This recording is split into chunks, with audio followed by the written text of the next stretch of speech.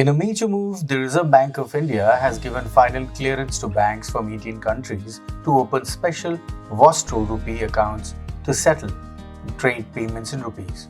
This move is expected to boost trade ties and promote the use of Indian currency in international transactions. These 18 countries include Botswana, Fiji, Germany, Guyana, Israel, Kenya, Malaysia, Mauritius, Myanmar, New Zealand, Oman, Russia, Seychelles, Singapore, Sri Lanka, Tanzania, Uganda, and the United Kingdom.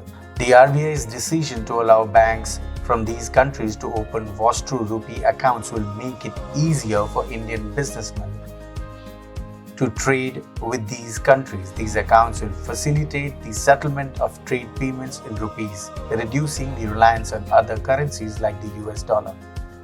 This is a significant development for Indian business, as it will make it easier for them to trade with these countries. The use of Indian currency in international transactions will reduce the currency risk associated with trading in other currencies.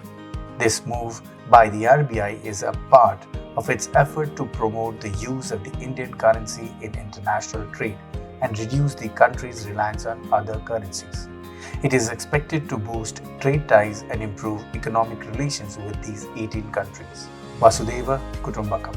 So as you see that the world is moving towards the de-dollarization process, and in this process, we are going to see more and more central banks are going to equip their branches and other nodal agencies in a way that they are able to trade with the national currencies and bilateral currencies between two nations. So we are seeing that moving forward, what is going to happen is that countries are going to dump multilateral arrangements, and they are going to move towards more and more of bilateral understanding and negotiations, which is why you see that the RBI's move in terms of Vostro bank accounts makes sense. Now, if you look at several other events which have happened together with this, is there was a meeting between Vladimir Putin and President Xi Jinping in Moscow. So, and you have a huge declaration after that meeting, wherein it is said that Russia wants to encourage the usage of yuan as currency for Russian trade with some other countries of Asia and Africa. So, in run-up to the BRICS summit, which is scheduled in August this year, where the BRICS currency pegging formula is going to be negotiated among the participant nations, and there are also two plus new applications for membership which has come up very strikingly. Saudi Arabia and Iran immediately, in the background of how they are going to restore their diplomatic ties as well. So we see that the negotiations on a new reserve currency as BRICS currency is something which is going to come up in the middle of this year.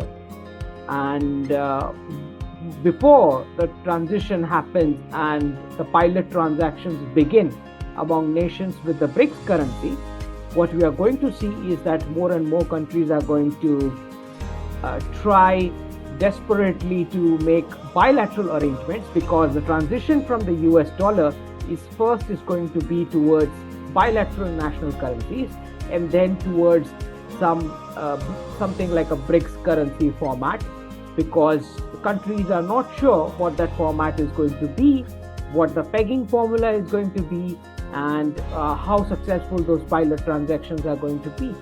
So the transition from US dollar to the national currencies is confirmed between nations who are intent on de-dollarization process. So this is exactly the reason why we are seeing these moves from each of the central banks, where not just that they have collected a portion of gold in their forex reserves, but India taking the lead, taking the first mover advantage with RuPay and UPI, and now the Vostro accounts certainly have a strong say in the BRICS summit that's going to happen in the middle of this year in Africa.